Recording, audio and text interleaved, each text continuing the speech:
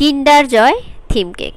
ছোট ছোট বাচ্চারা কিন্তু কিন্ডার জয় চকলেটগুলো ভীষণ পছন্দ করে। প্রথমে একটা কেককে একটু লম্বাটে করে কেটে নিতে হবে ভিডিও দেখানো প্রসেস অনুযায়ী।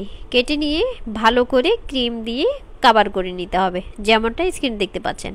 আর এই কেকটা কিন্তু আপনারা কোনোভাবেই নাইফ দিয়ে ফিনিশিং আনতে পারবেন না, কারণ এটা কিন্তু একটু লম্বাটে শেডের কেক। এটা আপনারা একটা কাগজকে 4 ভাঁজ করে খুব সুন্দরভাবে ফিনিশিং আনতে পারবেন। অনেকে কি করেন, ফন্ডেন্ট দিয়ে কিন্ডার জয় কেকটা করে থাকেন।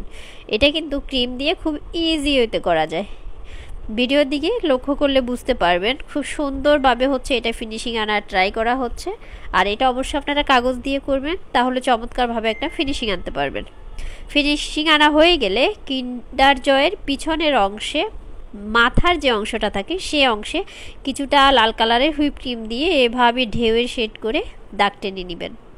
অপর পাশে হোয়াইট চকলেটের সাথে ভালো করে লাল রঙের কালার মিক্স করে লাল টুকটুকে একটা কালার আনতে হবে। আমরা কিন্তু জানি কিন্ডার জয়ের প্যাকেটটা বা বক্সটা মূলত লাল এবং সাদা হয়ে থাকে, যার কারণে বাচ্চাদের অনেক বেশি আকর্ষণ থাকে। আর এই চকলেটটা খেতে কিন্তু অনেক বেশি মজা। খুব সুন্দরভাবে চকলেট গানাশ দেওয়া হয়ে গেলে বোর্ডটাকে ক্লিন করে নিতে হবে। আপনারা চাইলে বোর্ডটাকে একদম সাদা করে ফেলতে পারেন, আবার চাইলে এটা স্কিপও করতে পারেন, এটা একদমই অপশনাল। ভালো করে বোর্ডটা কাভার করা হয়ে গেলে কিন্ডার জয়ের যে মেন থিমটা বা লেখাটা সেটা পন্ডেন্ট দিয়ে অথবা নাম লেখা টপারের মধ্যে আপনারা সুন্দর করে নামটা লিখে এটা বসিয়ে দিলেই অসম্ভব সুন্দর এটা হয়ে যাবে।